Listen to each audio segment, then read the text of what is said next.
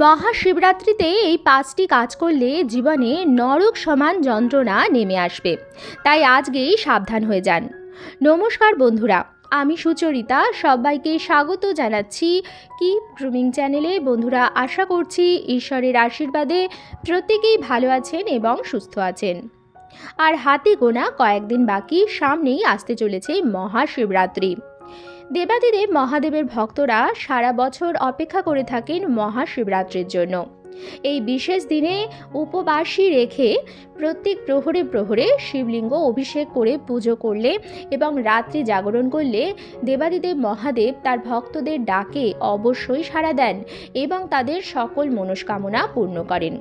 শিবরাত্রির ব্রত একটি কঠিন ব্রত, তাই এই ব্রতের নিয়মবিধিগুলোও বিশেষ। সবাই নিজের মতো করে শিবরাত্রির ব্রত পালন করে থাকেন, কারণ সবার পক্ষে নির্জলা উপবাস রাখা সম্ভব হয় না। অনেকেই আছেন যারা প্রথম প্রহরে পুজো দিয়ে দেন, অনেকের পক্ষে রাত্রি জাগরণ সম্ভব হয় না।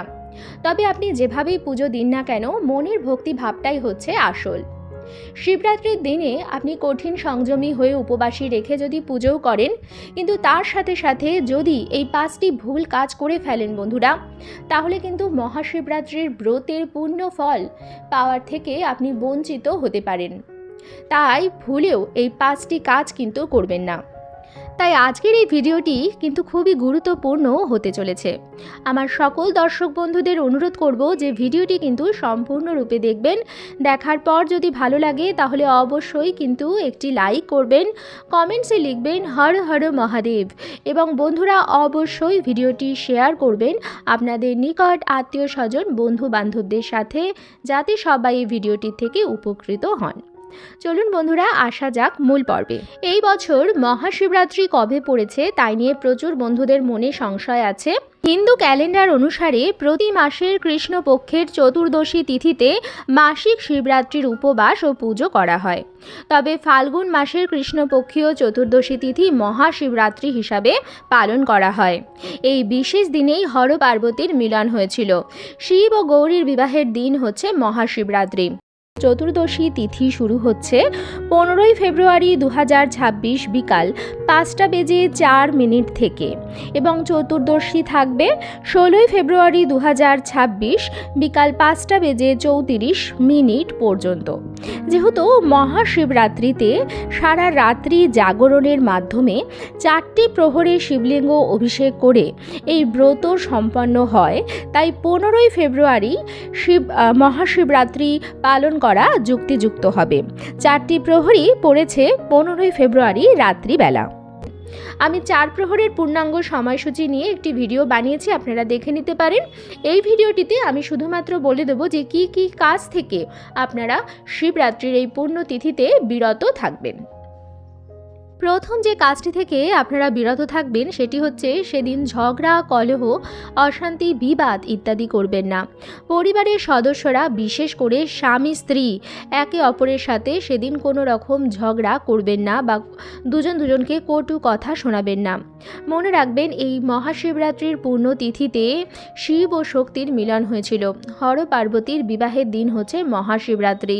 তাই আপনি আড্ডা বা গল্প ছলেও স্বামীর নিন্দা পর স্ত্রীর কাছে করবেন না, বা স্বামীরাও স্ত্রীকে কোনো রকম অপমানজনক কথা বলবেন না। এই দিন দুজনা মিলেমিশে থাকার চেষ্টা করুন এবং আপনাদের মধ্যে যদি কোনো বিভেদ থাকে সেটি মিটিয়ে নিন। বাড়ির যারা বয়স্ক ব্যক্তিরা আছে, যারা গুরুজন, তাদেরকে কোনো রকম খারাপ ব্যবহার সেদিন করবেন না। আপনার কোনো কথায় বা কাজে যেন বাড়ির বড়রা আঘাত না পায়। আপনি মহাশিবরাত্রির ব্রত করেছেন, সংযমী হয়ে উপবাস রেখে পুজো করতে চান, আপনি কিন্তু এই ছোট ছোট জিনিসগুলোর খেয়াল রাখুন। বাড়ির পরিবেশ অত্যন্ত সুস্থ এবং সুন্দর রাখুন। বাড়ির সবাইকে আদর এবং স্নেহে ভরিয়ে রাখুন। মহাশিবরাত্রির দিন দ্বিতীয় যে কাজটি করবেন না সেটি হচ্ছে বেশি বেলা পর্যন্ত ঘুমোবেন না। সেদিন কিন্তু খুব সকাল সকাল শয্যা ত্যাগ করবেন, বিশেষ করে সূর্যোদয়ের আগে শয্যা ত্যাগ করার চেষ্টা করুন। ব্রত উপবাসের কিছু নিয়মবিধি থাকে, তার মধ্যে একটি নিয়মবিধি হচ্ছে খুব সকালে শয্যা ত্যাগ করা এবং উঠে সূর্যোদয় দেখা। যদি আপনি চান আপনার ব্রত সম্পন্ন হোক, তাহলে বেলা 12টা অবধি ঘুমোবেন না, সকাল সকাল শয্যা ত্যাগ করুন এবং শয্যা ত্যাগ করে আপনার যা কাজ আছে সেটি করে নিয়ে আপনি যত তাড়াতাড়ি সম্ভব স্নান সেরে নিন। সেদিন স্নানের জলে আপনারা সামান্য পরিমাণে কালো তিল মিশিয়ে স্নান করতে পারেন। এতে আপনাদের মন শান্ত হবে এবং চেতনা বৃদ্ধি ঘটবে। তাই সুস্থ থাকার জন্য স্নানের জলে সামান্য কালো তিল মিশিয়ে আপনারা স্নান করতে পারেন। এর ফলে আপনাদের চারপাশের যে নেতিবাচকতা আছে আপনাকে স্পর্শও করতে পারবে না, আপনি পজিটিভিটি ফিল করবেন আপনার ভেতরে। এবং তারপরে শুদ্ধ বস্ত্র পরে নিন। শুদ্ধ বস্ত্র পরে গায়ে, মাথায় এবং ঘরের সর্বত্র গঙ্গার জল ছিটিয়ে নেবেন এবং তারপরে দেবাদিদেব মহাদেবের আরাধনা করবেন। চেষ্টা করবেন সেদিন যত বেশি সম্ভব দেবাদিদেব মহাদেবের আরাধনা করা যায়। তৃতীয় যে কাজটি এই দিন ভুলেও করবেন না সেটি হচ্ছে কোনো রকম অবৈধ সম্পর্কে জড়াবেন না। অবৈধ সম্পর্ক ক্ষণিকের জন্য আকর্ষণীয় এবং রোমাঞ্চক মনে হলেও পরবর্তীকালে এই সম্পর্কের জেরে কঠিন পরিস্থিতির সম্মুখীন হতে হবে, পরিবারে অশান্তি হবে। আর মহাশিবরাত্রির পূর্ণ তিথি, এই তিথিটি এত পবিত্র দিন, এটি হচ্ছে স্বামী এবং স্ত্রীর দিন। স্বামী স্ত্রী দুজনে মিলে মহাশিবরাত্রির ব্রত করুন, কারণ এই দিন হর পার্বতীর মিলনের দিন। যদি আপনাদের মধ্যে সামান্য দূরত্ব এসে থাকে, আপনারা যদি একসাথে মহাশিবরাত্রির ব্রত করেন, শিব পার্বতীর পুজো করেন মহাশিবরাত্রি তিথিতে, তাহলে আপনাদের মাঝখানে দূরত্বটিও মিটে যাবে। আর যদি কোনো অবৈধ সম্পর্কে জড়ে থাকেন বা সেরকম মনোভাব মনে এসে থাকে, তাহলে মহাশিবরাত্রির দিনই সেটি মন থেকে মুছে ফেলুন। অবৈধ সম্পর্ক কাউকে কিছু দেয় না, বরঞ্চ অনেক কিছু নেয়, মান, সম্মান, সম্পত্তি এবং মনের শান্তি। তাই বন্ধুরা, এই সমস্ত সম্পর্ক থেকে সবসময় দূরে থাকা উচিত এবং নিজেকে সর্বদাই বিরত রাখবেন। মহাশিবরাত্রির পূর্ণ তিথিতে আপনারা অবশ্যই এটি খেয়াল রাখবেন যে এরকম কোনো সম্পর্ক যদি থাকে সেটি একেবারে ঝেড়ে ফেলুন এবং স্বামী স্ত্রীর সম্পর্ক মজবুত করবার চেষ্টা করুন। চতুর্থ যে কাজটি মহাশিবরাত্রির দিন ভুলেও করবেন না সেটি হচ্ছে আপনার বাড়ির দরজা থেকে কাউকে সেদিন তাড়িয়ে দেবেন না। আপনার বাড়ির দরজায় যদি সেদিন কোনো ভিক্ষুক, দরিদ্র ব্যক্তি, বিকলাঙ্গ বা আপনার চেনা পরিচিত কোনো ব্যক্তি আপনার কাছে কোনো সাহায্য প্রার্থনা করে আপনার দরজায় এসে থাকে, তাহলে আপনি তাকে শূন্য হাতে ফেরাবেন না। মহাশিবরাত্রির দিন একটি অত্যন্ত পুণ্য দিন। সেদিন বাড়ির দরজা থেকে কাউকে খালি হাতে যদি আপনি ফিরিয়ে দেন, তাহলে মহালক্ষ্মী কিন্তু ক্রোধিত হবে এবং শিব পার্বতীর আশীর্বাদ থেকেও আপনারা বঞ্চিত হবেন। সারা বছর ব্যাপী পরিবারে সুখ শান্তি থাকবে না। তাই বন্ধুরা, মহাশিবরাত্রির পূর্ণ তিথিতে যদি আপনার কাছে কোনো ব্যক্তি সাহায্য প্রার্থনা করে আসে, আপনার সাধ্য সামর্থ্য মতো তাকে সাহায্য দিন। গরিব এবং অসহায় মানুষ যদি ক্ষুধার্ত থাকে, তাকে খাদ্য দিয়ে সাহায্য করুন। যদি আপনার কাছে রান্না করা খাবার না থাকে, তাহলে আপনি শস্য দান করতে পারেন, আপনার সামর্থ্য মতো অর্থ দান করতে পারেন। এইভাবে গরিব এবং অসহায় মানুষের পাশে দাঁড়ান। মন্দির প্রাঙ্গণেও যদি কিছু ভিক্ষুক থাকে, তাহলে পুজো দেওয়ার পরে আসার পথে আপনি অবশ্যই সেখানে কিছু দান করবেন। হিন্দু ধর্মে দানের বিশেষ গুরুত্ব আছে এবং পূর্ণ তিথিতে দান করলে আরও অধিক পুণ্য অর্জন হয়। মহাশিবরাত্রির তিথিটি একটি সেরকমই পবিত্র দিন, তাই সেই দিন দান করলে আরও সুফল পাওয়া যায়। তাই আপনার বাড়ির দরজা থেকে কাউকেই খালি হাতে ফেরাবেন না, আপনার সাধ্য সামর্থ্য মতো তাকে সাহায্য করুন। পঞ্চম হচ্ছে কাউকে আঘাত করবেন না। কাউকে বলতে এখানে আমি পশু পাখিকে বোঝাচ্ছি। অনেক সময় আমাদের বাড়ির উঠোনে যদি কুকুর আসে বা গরু আসে, আমরা তাড়িয়ে দিই। এটি কিন্তু করবেন না। দেবাদিদেব মহাদেব হচ্ছেন পশুপতিনাথ। আপনি দেবাদিদেব মহাদেবের আরাধনা করছেন, এদিকে বাড়ির উঠোনে গরু আসলে তাকে দূর দূর করে তাড়িয়ে দিচ্ছেন। এই মহাপাপ কিন্তু আপনি করবেন না। বরঞ্চ উল্টোটা করুন, পশু পাখিদের খাওয়ানোর চেষ্টা করুন। রাস্তার কুকুরদের আপনি খাওয়াতে পারেন, বাড়িতে যদি কোনো গোমাতা আসে আপনি খাওয়াতে পারেন, ছাদে পাখিদের জন্য সামান্য চারার ব্যবস্থা করতে পারবেন। এটি যদি আপনারা করেন, আপনার কুষ্ঠিতে যদি কোনো দোষ থাকে, কোনো গ্রহ দোষ, পিতৃদোষ থাকে, তাহলে সেটির থেকেও আপনারা মুক্তি পাবেন। যদি শনির সাড়ে সাথী বা ধাইয়া থাকে, তাহলেও পশু পাখিদের খাওয়ালে আপনি সেটির থেকে নিস্তার পাবেন।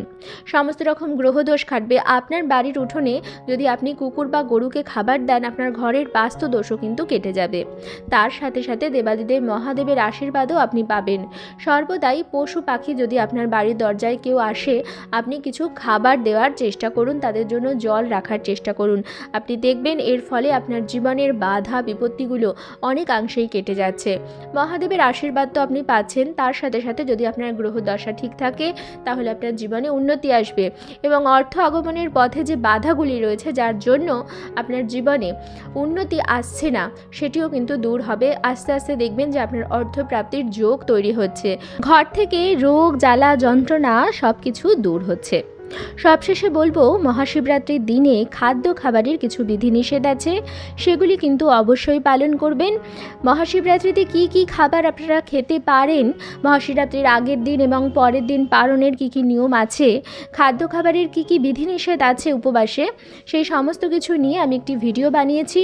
আমি সকল দর্শক বন্ধুদের অনুরোধ করব সেই ভিডিওটি দেখে নিন, কারণ মহাশিবরাত্রির ব্রত করে যদি আপনি ভুল কোনো খাবার খেয়ে নেন তাহলেও কিন্তু ব্রত অসম্পূর্ণ থেকে যায়। তাই বন্ধুরা, সেই বিষয়টিতেও কিন্তু আপনাদের সতর্ক হতে হবে। তার সাথে সাথে এই 5টি যে কাজ আমি বলে দিলাম, সেই 5টি কাজ করার থেকে বিরত থাকবেন। ভক্তি সহকারে দেবাদিদেব মহাদেবের আরাধনা করবেন এবং কোনো মন্দিরে গিয়ে পুজো দেওয়ার চেষ্টা করবেন। প্রহরে প্রহরে জল ঢাললে দেবাদিদেব মহাদেব অধিক প্রসন্ন হয়। তাই যদি সম্ভব হয় 4টি প্রহরে শিবলিঙ্গ অভিষেক করে আপনি রাত্রি জাগরণ করে শিবরাত্রির ব্রত পালন করবেন। এর ফলে আপনার জীবনের যত বড় বিপত্তি হোক, দেবাদিদেব মহাদেবের আশীর্বাদে সমস্ত কিছু কিন্তু কেটে যাবে। আপনি সুখ শান্তি এবং সমৃদ্ধিতে সমস্ত বিপদ মুক্ত হয়ে থাকতে পারবেন। আপনার সকল মনস্কামনা পূর্ণ হবে। আজকের পর্বটি আমি এখানেই শেষ করছি। আশা করছি আজকের ভিডিওটি আপনাদের ভালো লাগলো এবং একটু হলেও উপকারী লাগলো। ভিডিওটি ভালো লাগলে অবশ্যই কিন্তু লাইক, কমেন্টস এবং শেয়ার করবেন বন্ধুরা। আর যদি চ্যানেলে নতুন হন তাহলে অবশ্যই চ্যানেলটিকে সাবস্ক্রাইব করে আমার সাথে থাকবেন। দেখা হবে কিপ গ্রুমিংয়ে নতুন আরও একটি পর্ব নিয়ে। সবাই খুব ভালো থাকবেন, সুস্থ থাকবেন। আপনাদের সবাইকে জানাচ্ছি শিবরাত্রির অগ্রিম শুভেচ্ছা।